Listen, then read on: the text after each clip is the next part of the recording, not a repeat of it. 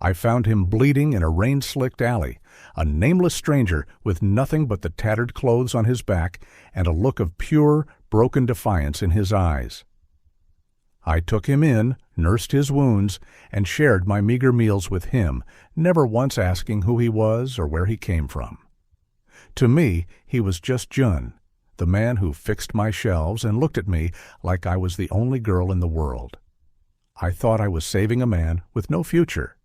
I had no idea I was hiding the most powerful CEO in Asia and that my act of kindness had just pulled me into a billion-dollar war. The Chicago sky was the color of a fresh bruise, purple and swollen with a storm that had been threatening to break since noon. By 7 p.m., the clouds finally gave way, unleashing a torrential downpour that turned the city's concrete veins into rushing rivers. Zara Rivers pulled her hood lower, the cheap polyester of her jacket already failing her. She was exhausted.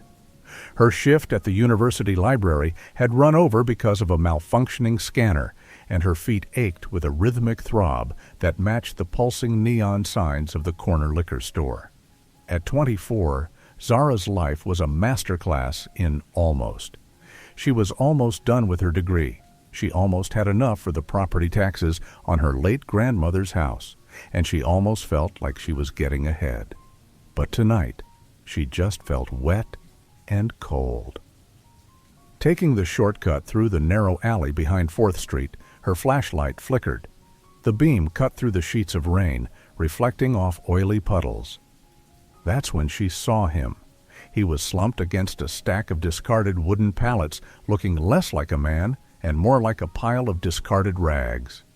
His head was tucked into his chest, long, jet-black hair plastered to his face.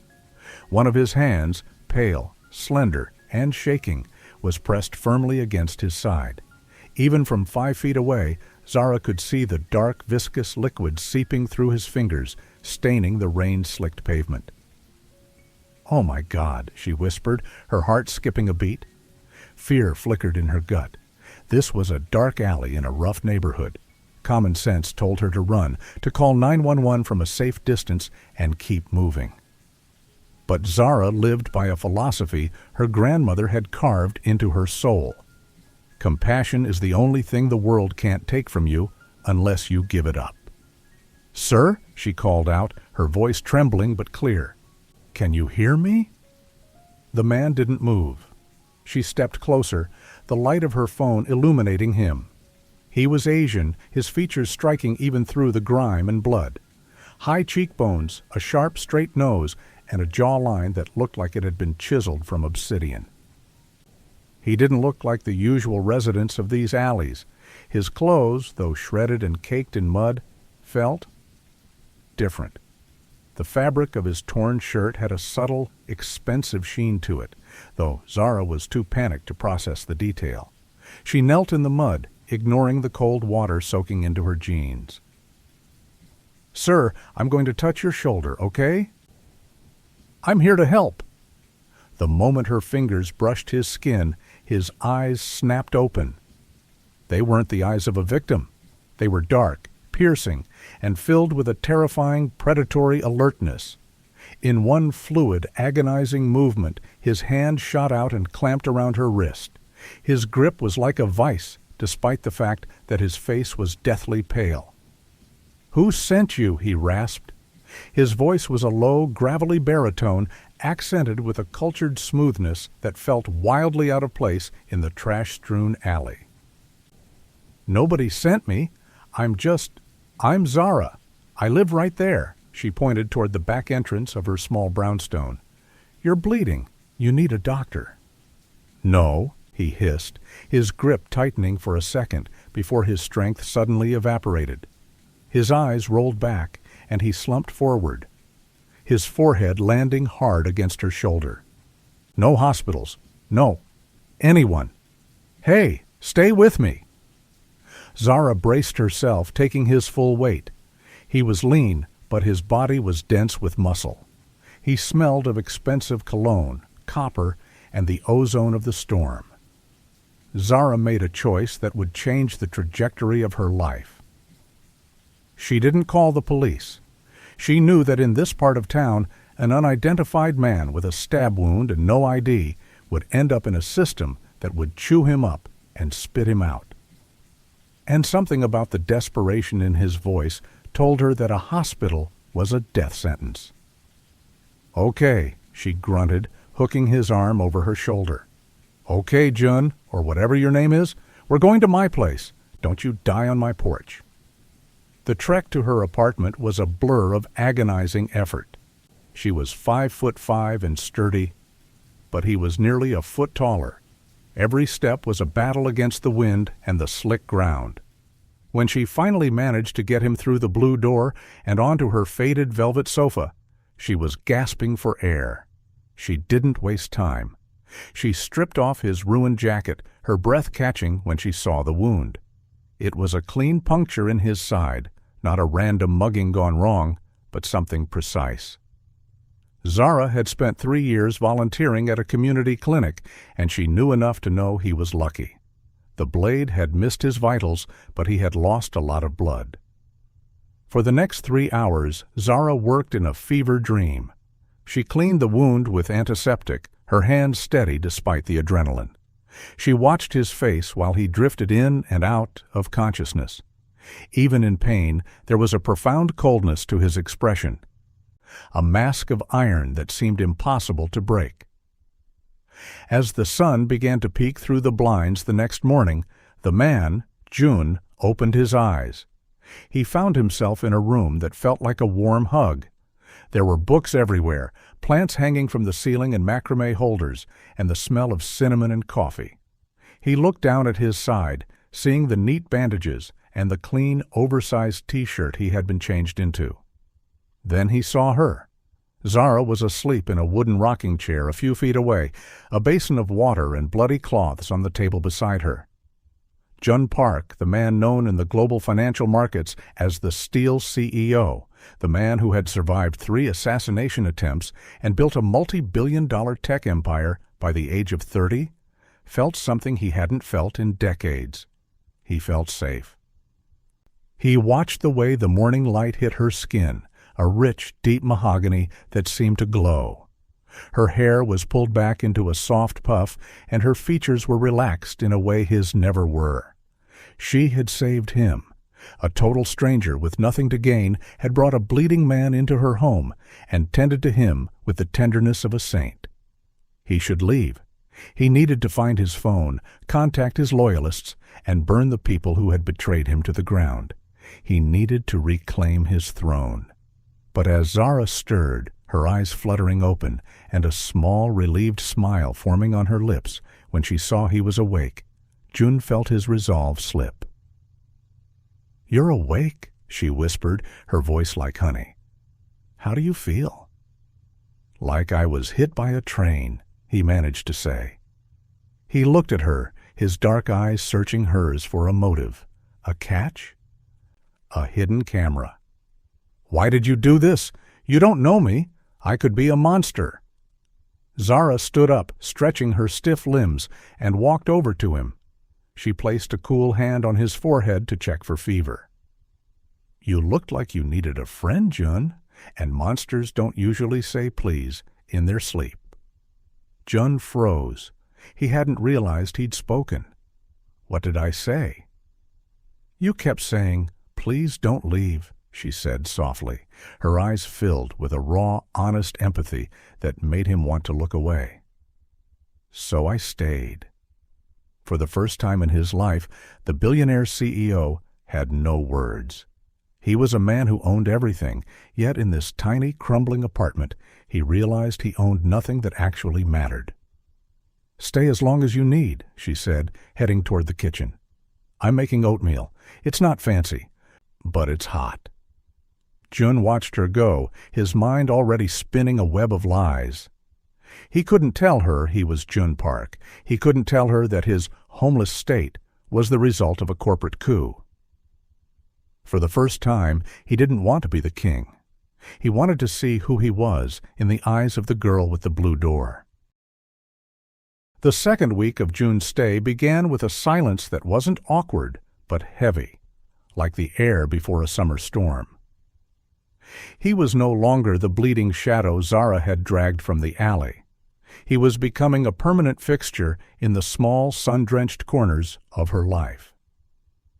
To Zara, he was a mystery wrapped in a quiet, brooding intensity. To Jun, she was a revelation.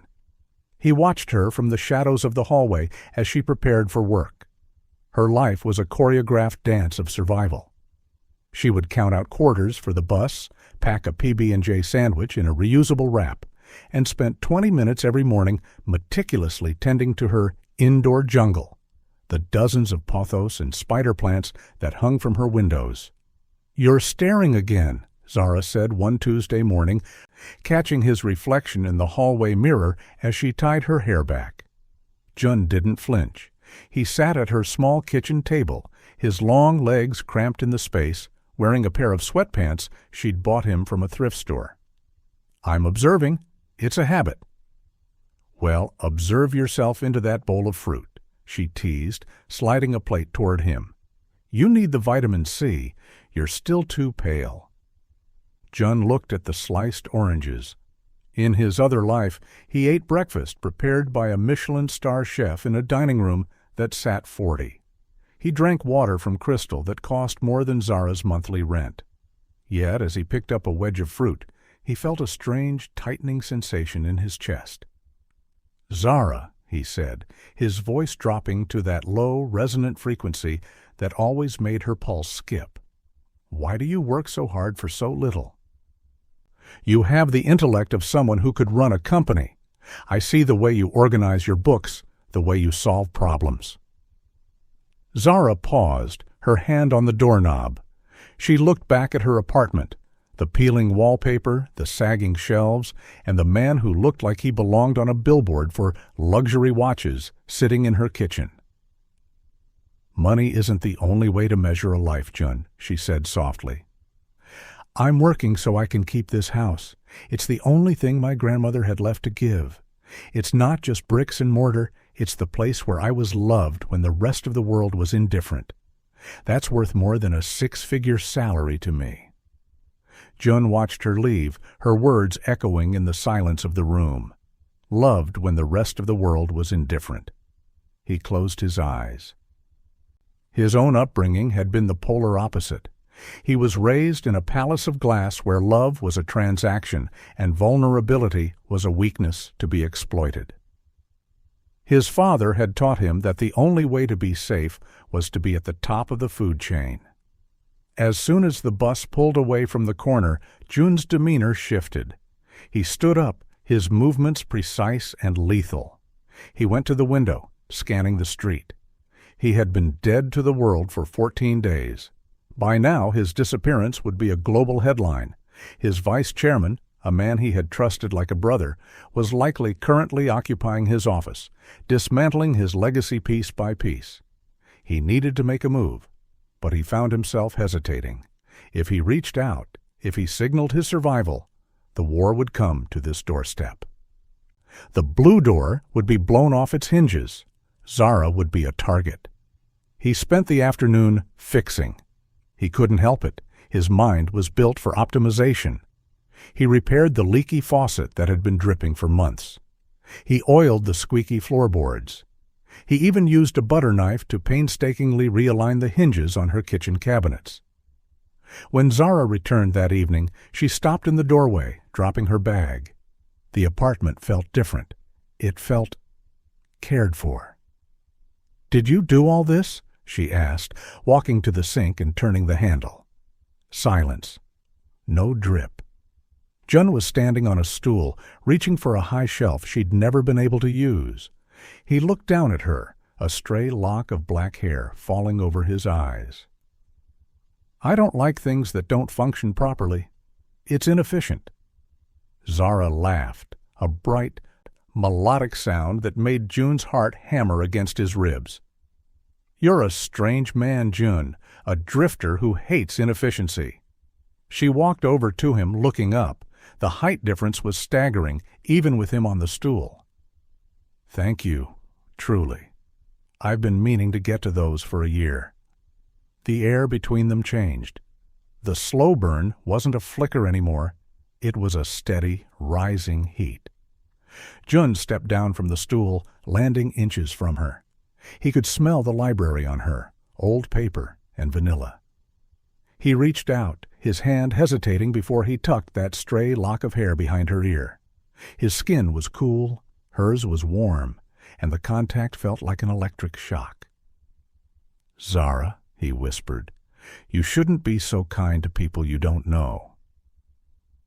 "I know you," she countered, her voice breathy. She didn't pull away.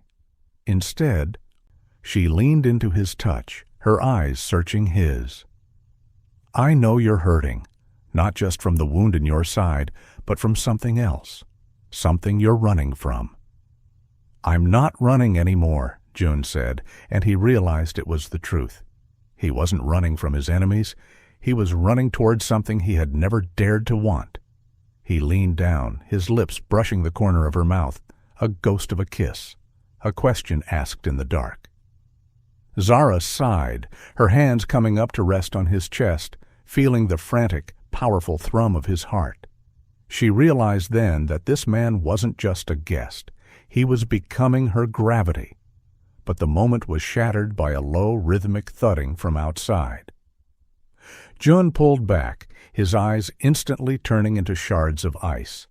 He knew that sound. It wasn't the wind. It was the heavy, synchronized footfalls of tactical boots. He moved Zara behind him, his hand reaching for a kitchen knife with a practiced ease that terrified her.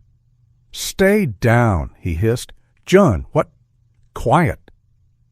Outside, the street was bathed in the harsh, artificial white light of high-powered floods. Black SUVs, the kind with reinforced armor and government-grade tint, blocked both ends of the alley. Men in tactical gear, carrying submachine guns, began to fan out. A voice boomed through a megaphone, cold and corporate. "Chairman Park, we know you are inside.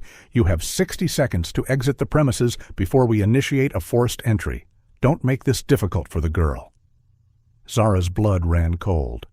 Chairman Park. She looked at the man she had kissed, the man who had been fixing her cabinets. He wasn't looking at her. He was looking at the door. His jaw set in a line of pure, unadulterated power. "Jun?" she whispered, her voice trembling. "Who are they? What are they talking about?" He turned to her then, and for a split second, the mask of the drifter was gone. In its place was a man who commanded empires, a man who could destroy lives with a single signature. "I'm sorry, Zara," he said, his voice devoid of the warmth she had grown to love. It was the voice of a CEO. "I tried to stay in your world, but mine just arrived." The front door didn't just open. It exploded inward as a flashbang detonated, filling the small, beautiful apartment with a blinding white light and a roar that sounded like the end of the world. The world didn't just break. It disintegrated. The high-pitched whine of the flashbang settled into a dull roar in Zara's ears.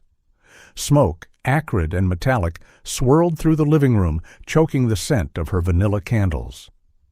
Through the haze, she saw shadows, monolithic figures in tactical gear, lasers from their rifles dancing like red fireflies across her grandmother's wallpaper. She was on the floor, her lungs burning, when a hand gripped her arm. It wasn't the rough handling of an intruder. It was Jun. But he wasn't the man who had helped her with the shelves. He stood over her, his silhouette tall and terrifying against the blinding floodlights pouring in from the street.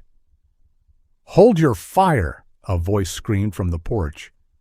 "If a single hair on the chairman is harmed, you're all dead men."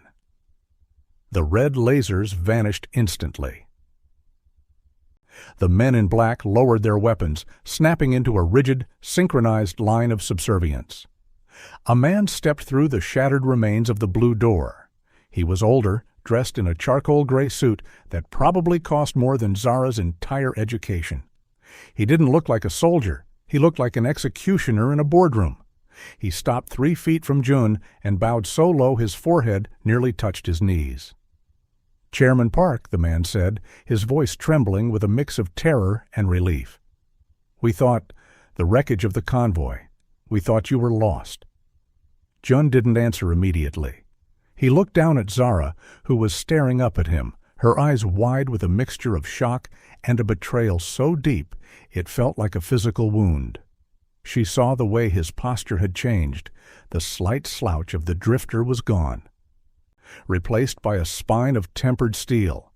His expression was no longer human. It was a mask of cold, aristocratic command. "Secretary Han," Jun said. His voice was no longer the raspy whisper Zara knew. It was a cold, melodic blade. "Who authorized the use of flashbangs in a civilian residence?" The older man, Han, paled. "Sir, we believed you were being held against your—" "Who?" Jun's voice didn't rise, but the air in the room seemed to drop 10 degrees. I did, sir, to ensure your safety." Jun walked toward Han, his movements fluid and predatory. He didn't look like a man who had been stabbed 2 weeks ago. He looked like the apex predator of a global jungle. "You destroyed the only place of peace I have ever known. Get out, all of you. Wait in the cars." "But, Chairman, the board meeting is in 4 hours."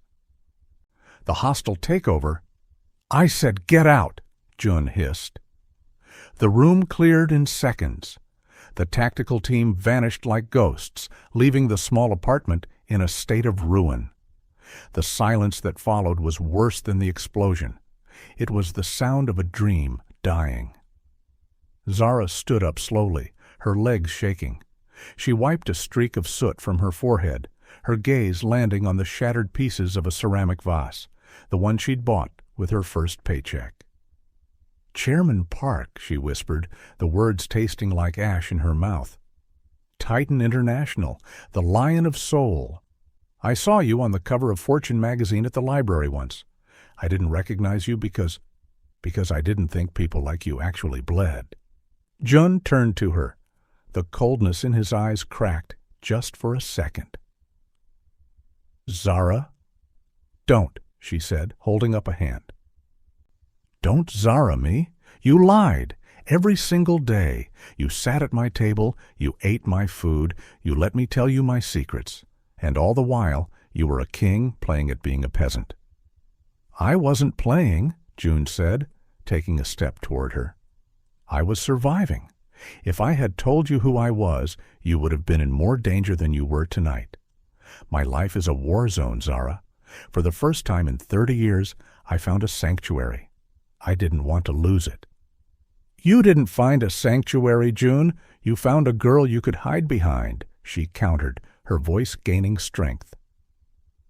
The soft girl was gone. The resilient woman who had survived the streets of Chicago was standing her ground. "You let me worry about you. I stayed up at night wondering if you had a family searching for you, wondering if you were a runaway or a veteran with no home. I was ready to give you my last cent to help you get on your feet." She gestured to the ruin of her living room. "And this is how you thank me? You bring your war to my house? You break the only things I have?" Jun looked around the room. He saw the broken vase, the splintered door, the scorched carpet. He saw the life he had invaded and dismantled. "I can fix this. I can buy this entire block. I can give you a life you've only ever dreamed of, Zara. You'll never have to count quarters for a bus again." Zara let out a hollow, bitter laugh. "You really don't get it, do you? You think everything has a price tag. You think you can just replace the blue door with a golden one and I'll be happy." She walked over to the door and pointed at the empty frame. "The man I liked, the man I thought I was falling for, he didn't have $1 billion. He had a heart. I don't know who this chairman is, and honestly, I don't think I want to." Jun's jaw tightened. The rejection hurt more than the knife in his side ever had. In the corporate world, people killed for a moment of his time. Here, he was being dismissed like a common trespasser. "I have to go to that meeting," Jun said, his voice hardening again. He had to be the lion. He had to protect his empire so he could protect her, even if she hated him for it. My enemies tried to kill me, Zara. If I don't show up today and crush them, they will come back. And next time, they won't use flashbangs. He walked to the door, stopping beside her. He reached into his pocket and pulled out a heavy platinum signet ring, the seal of his family. He tried to press it into her hand, but she kept her fists clenched. "Keep it," he commanded softly. "It's the only thing I have that isn't a lie. If you ever need anything, if you're in trouble, or if you just want to see the man who fixed your cabinets again, show this to any man in a black suit. They will bring you to me." "I won't be needing it," Zara said, staring straight ahead. Jun lingered for a heartbeat, his gaze lingering on the curve of her neck, the memory of her cocoa butter scent still haunting his senses. Then, without another word, he stepped out into the night. Zara watched from the window as the motorcade pulled away. The street returned to darkness, save for the flickering street lamp. She was alone again. She looked at her hands. They were covered in the dust of her broken home. Suddenly, her phone buzzed on the counter. It was a news alert. Breaking: Titan International CEO Jun Park miraculously alive. Stock prices surge as he enters headquarters to confront board of directors. There was a photo attached. Jun was walking through a lobby of glass and gold, surrounded by a dozen bodyguards. He looked powerful. He looked invincible. He looked like a stranger. Zara sat down on her sagging sofa and finally let the tears fall. She had saved a king, but she had lost the only man who had ever made her feel like she didn't have to be strong all by herself. The silence of the apartment was louder than the explosion had been. For 3 days, Zara moved through her life like a ghost. She had boarded up the front door with plywood, the raw scent of pine a constant reminder of the violence that had intruded on her sanctuary. She went to work at the library, but the hushed whispers of the patrons felt like mocking echoes. Every newsstand she passed featured his face. The Lion of Soul had returned. The headline spoke of a bloody boardroom purge, of Jun Park systematically dismantling the careers of those who had conspired against him. He was a titan. He was a god of industry. He was a man who lived in a world where the air was thinner and the stakes were measured in human lives. Zara sat on her back porch on the third night, clutching a mug of tea that had long since gone cold. She felt small, not because she lacked money, but because she realized that the intimacy they had shared, the quiet mornings, the shared oatmeal, the ghost of a kiss, was a bubble that had finally burst. She was startled by a soft hum. It wasn't the roar of the tactical SUVs this time. It was the smooth, electric purr of a single vehicle.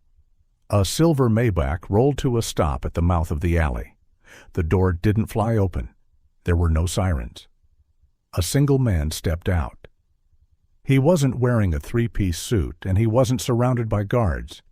He was wearing a simple black sweater and slacks, looking remarkably like the man who had sat on her sofa, save for the way the moonlight caught the sharp, expensive lines of his profile. Jun walked toward the porch. He stopped at the bottom of the wooden steps, looking up at her.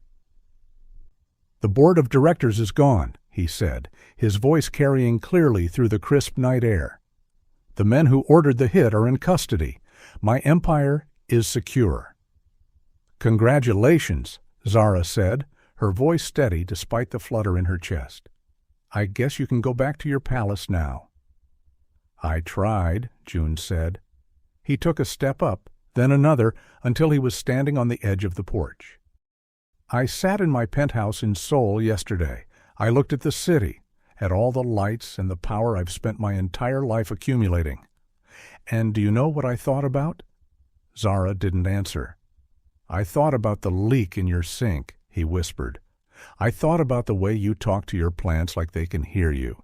I thought about the fact that for 2 weeks I was just a man named Jun, and for the first time in my life, I was actually happy." "You can't be just Jun," Zara said, finally looking at him. Her eyes were bright with unshed tears. You're a chairman. You're a billionaire. My world is buses and back taxes. Your world is private jets and power plays. You don't just fix that with a conversation." "I know," he said. He reached into his pocket, but he didn't pull out a checkbook or a ring. He pulled out a small, worn paperback book, a copy of Invisible Man that Zara had been reading to him while he was recovering. "You left this in the car during the extraction." He handed it to her. As she took it, he didn't let go of her hand. His touch was warm, solid, and real. "I'm not here to buy you, Zara. I'm here to ask you to teach me how to live. I've spent 32 years building walls." "You're the only person who ever bothered to look at the man behind them." "What are you saying?" she breathed. "I'm moving the headquarters to Chicago," he said, a small, daring smirk playing on his lips, the first bit of the old Jun she'd seen since the reveal. "And I've purchased the building across from the library, not to tear it down, but to turn it into a community center. I want you to run it, not because you're with me, but because you're the only person I trust to remind me what people actually need." Zara looked at him, searching for the catch. "You're serious?" "I'm a CEO, Zara. I don't make bad investments, and investing in you is the only thing that's made sense in years." He paused, his expression softening into something raw and vulnerable. "But that's work. As for us, I want to start over. No lies. No secret identities. Just a man and a woman. Will you let me take you to dinner? No bodyguards, no cameras. Just me." Zara looked at the silver car, then back at the man who had once been a bleeding stranger in her alley. She thought about the fear she'd felt when the flashbangs went off, but then she thought about the way he had tucked her hair behind her ear. "You're still an arrogant, high-handed billionaire," she said, a small smile finally breaking through. "And you're still a stubborn, overly compassionate librarian," he countered. Zara stood up, placing her hand in his. "One dinner, and you're paying, and no fancy French places where the portions are the size of a coin. I want real food." Jun laughed, and the sound was like music, rich, genuine, and free. He leaned in, and this time there were no interruptions. He kissed her with a slow, deliberate heat that spoke of promises kept and a future built on more than just gold. As they walked toward the car, the neighborhood was quiet. The blue door was still broken, but as Jun held the car door open for her, he looked at the plywood and the peeling paint one last time. "I'll have the door fixed tomorrow," he murmured. "And Zara?" "Yeah?"